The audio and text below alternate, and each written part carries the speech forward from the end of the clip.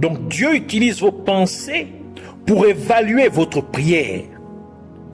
C'est pourquoi la parole de Dieu nous demande de remplir nos pensées avec ce qui suit dans Philippiens chapitre 4 verset 8. Au reste, frères, que tout ce qui est vrai, que tout ce qui est honorable, que tout ce qui est juste, que tout ce qui est pur, que tout ce qui est aimable, que tout ce qui mérite l'approbation, que tout ce qui est vertueux et digne de louange soit l'objet de vos pensées. Car en remplissant nos pensées de ce qui précède, mentionné dans ce verset que nous venons de lire, nous remplissons également notre cœur des mêmes choses. Et celles-ci permettront certainement à notre prière de réussir à l'autel de la disposition du cœur et du caractère.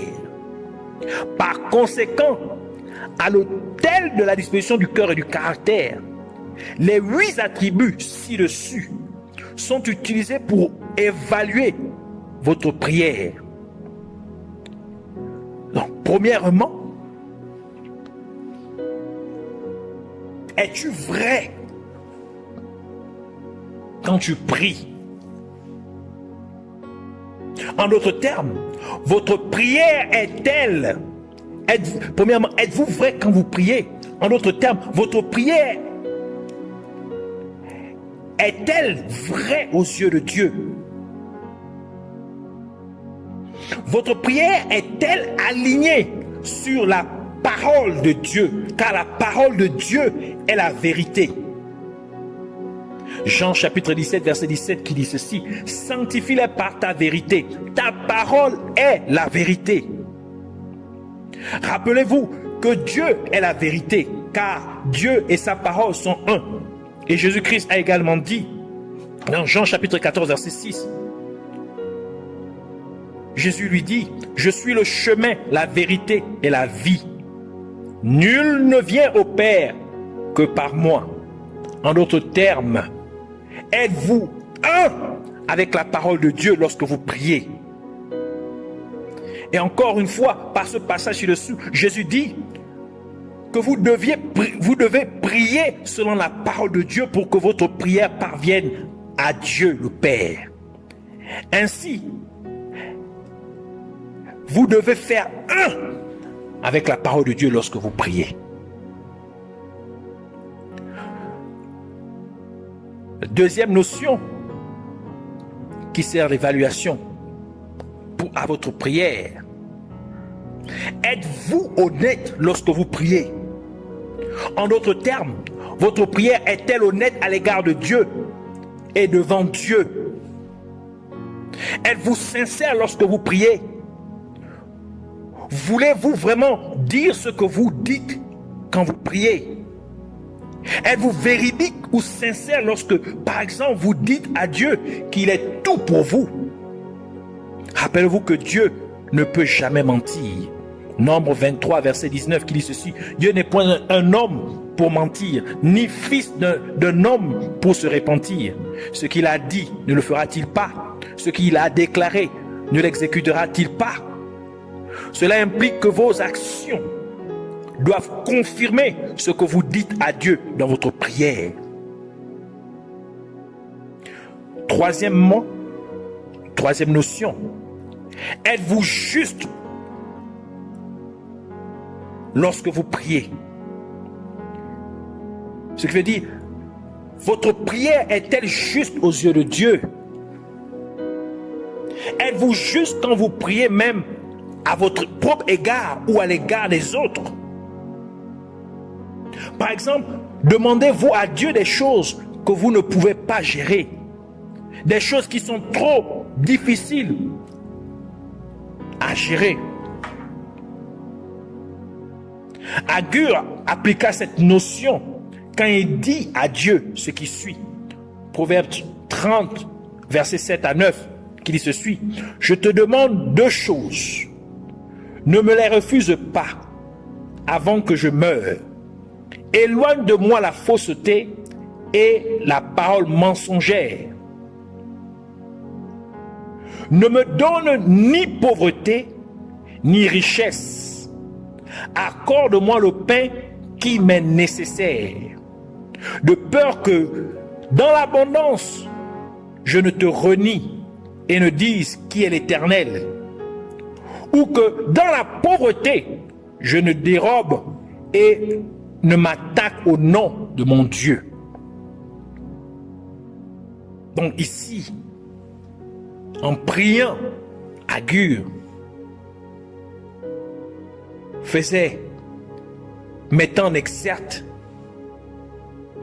l'honnêteté.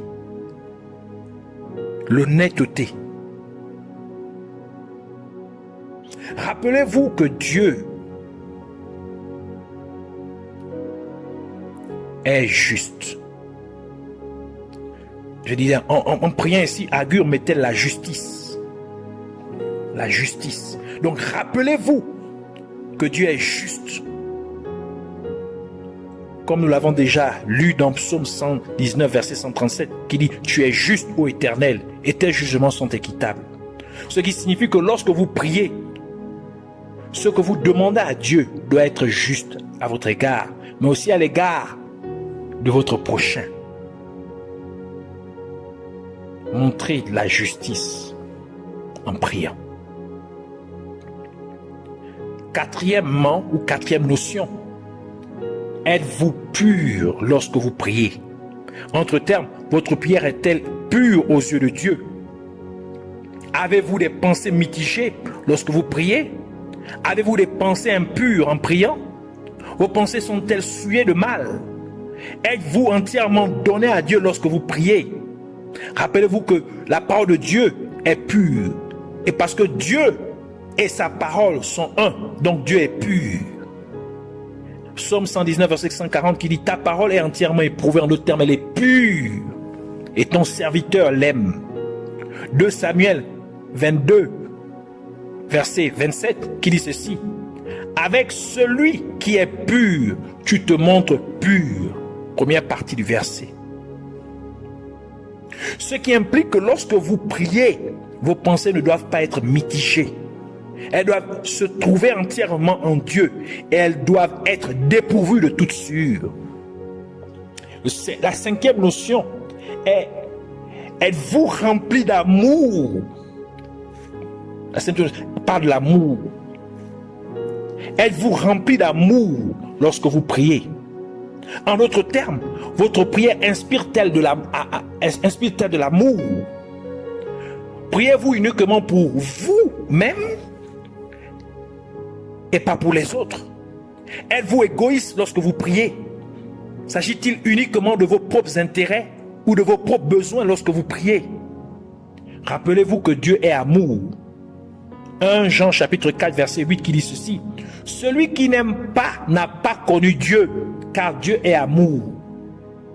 Et c'est à cause de son amour que Dieu a pris un corps humain et est venu sur terre en la personne de Jésus-Christ pour mourir pour nos péchés, afin que nous puissions être sauvés et que nous ne périssions point dans la damnation éternelle de l'étang de feu. Jean chapitre 3 verset 16 qui dit: car Dieu a tant aimé le monde qu'il a donné son Fils unique, afin que quiconque croit en lui ne périsse point, mais qu'il ait la vie éternelle. Par conséquent, vous devez mettre les autres dans votre prière. Vous devriez adresser leurs besoins comme si c'était vos propres besoins. Manifestez ainsi de l'amour lorsque vous priez, de l'amour pour votre prochain. Votre cœur, la sixième notion, parle de bon témoignage. Votre cœur a-t-il un bon témoignage aux yeux de Dieu lorsque vous priez? En d'autres mots, votre prière est-elle remplie de dignité? Dieu dit de David, un homme selon mon cœur, Actes chapitre 13 verset 22, qui dit ceci: puis l'ayant rejeté, il leur suscita pour roi David, auquel il a rendu ce témoignage: j'ai trouvé David, fils d'Isaïe, homme selon mon cœur, qui accomplira toutes mes volontés. Dieu peut-il dire la même chose de vous? Y a-t-il quelque chose dans votre cœur qui rend votre prière distincte de celle des autres? Y a-t-il du mérite dans votre prière? Votre cœur est-il rempli de bonnes choses lorsque vous priez? Rappelez-vous que Dieu est bon. Psaume 34, verset 9 qui dit ceci. Sentez et voyez combien l'Éternel est bon. Heureux l'homme qui cherche en lui son refuge. Ce qui signifie que vous devez être bon, d'un bon cœur lorsque vous priez. Adressez des bonnes paroles à l'égard des autres. À l'égard de vous-même aussi. Mais aussi à l'égard des autres. Elle vous remplit de vertu. Septième notion. Êtes-vous rempli d'une excellence morale lorsque vous priez? En d'autres termes, votre prière est-elle vertueuse? Votre prière est-elle bénéfique pour Dieu? Êtes-vous profitable au royaume de Dieu lorsque vous priez? Votre prière est-elle utile au dessein de Dieu pour l'humanité? Votre prière amène-t-elle les vertus de Dieu à se manifester aux gens? Rappelez-vous que tout ce qui concerne Dieu est bénéfique pour les êtres humains. Et même quand il était physiquement sur terre par la personne de Jésus-Christ, des vertus sortaient de lui pour guérir les gens. Et c'est ce qui est arrivé à la femme qui avait un problème de sang pendant 12 ans. Luc chapitre 8, verset 43 à 46 qui dit ceci. Or, il y avait une femme atteinte d'une perte de sang depuis 12 ans et qui avait dépensé tout son bien pour les médecins sans qu'aucun n'ait pu la guérir. Elle s'approcha par derrière et toucha le bord du vêtement de Jésus. Au même instant, la perte de sang s'arrêta et Jésus dit, qui m'a touché? Comme tous s'en défendaient, Pierre et ceux qui étaient avec lui lui dirent, Maître, la foule t'entoure et te presse et tu dis, qui m'a touché? Mais Jésus répondit, quelqu'un m'a touché car j'ai connu qu'une force, la version King James parle de vertu, était sortie de moi. Ce qui veut dire que lorsque vous priez, votre prière devrait faire émaner les vertus de Dieu pour faire du bien aux êtres humains. Et enfin, la huitième notion. Êtes-vous louable lorsque vous priez? En d'autres termes, votre prière est-elle louable aux yeux de Dieu? Êtes-vous honorable lorsque vous priez? Votre prière apporte-t-elle de la fierté à Dieu? Votre attitude dans la prière rend-elle louange à Dieu? Dieu reçoit-il des louanges à cause de votre prière? Dieu se félicita de Job 2 fois devant Satan. La première fois était avant que Dieu ne permette à Satan de troubler Job. Job chapitre 1 verset 8 qui dit ceci. L'Éternel dit à Satan, as-tu remarqué mon serviteur Job? Il n'y a personne comme lui sur la terre. C'est un homme intègre et droit, craignant Dieu et se détournant du mal. Et la deuxième fois était pendant les premiers troubles de Job. Job 2 verset 3. L'Éternel dit à Satan, as-tu remarqué mon serviteur Job? Il n'y a personne comme lui sur la terre. C'est un homme intègre et droit, craignant Dieu et se détournant du mal. Il demeure ferme dans son intégrité. Et tu m'excites à le perdre sans motif. Même lorsque Job traversait des épreuves, comme nous venons de le lire, et des persécutions, il était toujours louable à l'égard de Dieu. Oh, par Dieu. Il était toujours un objet de louange pour Dieu. Cela vous dit que dans les bons ou les mauvais moments, votre vie devrait être et devrait rester un objet de louange envers Dieu. Rappelez-vous que Dieu est digne de louange. Psaume 145, verset 3, qui dit ceci. L'Éternel est grand et très digne de louange, et sa grandeur est insondable.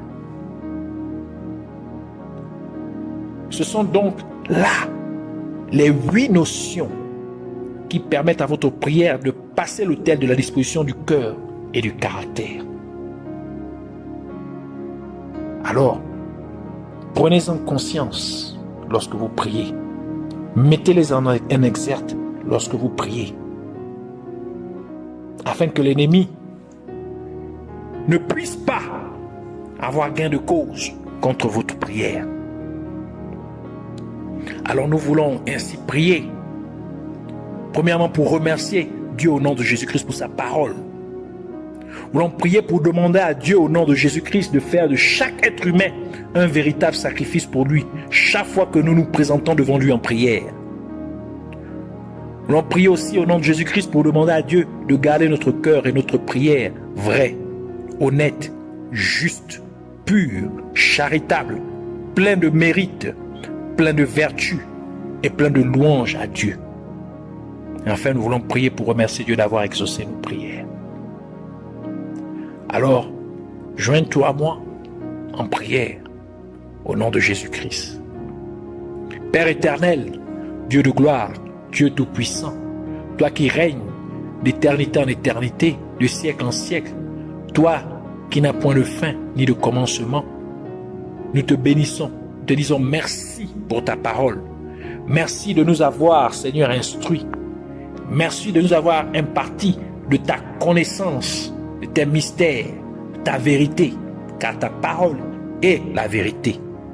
Merci, Seigneur, de nous avoir ainsi affranchis par ta vérité, car tu as dit nous connaîtrons la vérité et la vérité nous affranchira. Seigneur, nous venons implorer ta compassion, ta miséricorde sur chaque être humain. Pour chaque fois, Seigneur, que nous avons prié et nous avons failli à être un sacrifice agréable, Seigneur.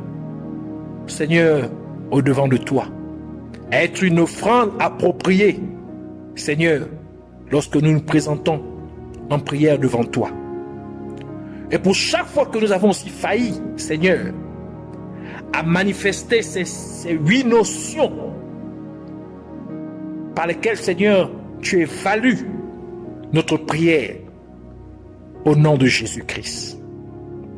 Fais-nous grâce, fais-nous miséricorde au nom de Jésus-Christ.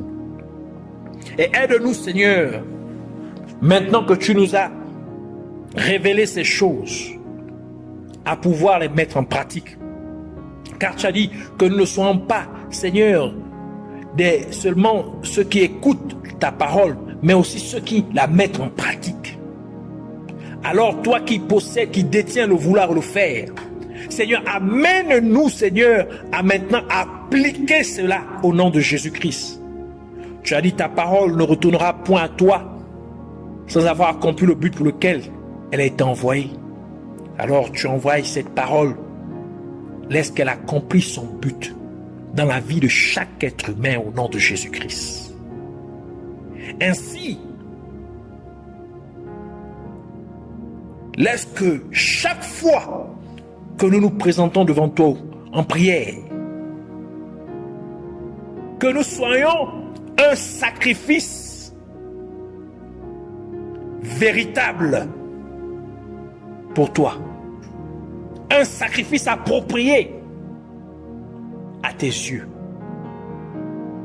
au nom de Jésus-Christ. Que nous soyons saints, car c'est cela notre sacrifice agréable. Que nous présentons nos corps saints au nom de Jésus-Christ. Nous te prions aussi, ô Père éternel, que tu puisses garder le cœur et la prière de chaque être humain vrai, honnête, juste, pur, charitable, plein de mérite, plein de vertu et rempli de louanges à ton égard. Au nom de Jésus-Christ. Que Seigneur, lorsque nous prions, notre prière te soit bénéfique. Que notre prière puisse, Seigneur, contribuer à l'accomplissement de ton dessein pour l'humanité. Que notre prière, Seigneur, soit pleine d'amour à l'égard de notre prochain. Que nous ne nous contentons pas seulement de prier pour nos propres besoins, mais que nous fassions aussi des besoins de notre prochain. Notre priorité, notre centre d'intérêt, au nom de Jésus-Christ. Que lorsque nous te prions, que nous puissions être véridiques, authentiques, sincères, au nom de Jésus. Que nos pensées soient pures et non mitigées. Que nous soyons entièrement dévoués à toi, concentrés vers toi, sur ta personne, au nom de Jésus.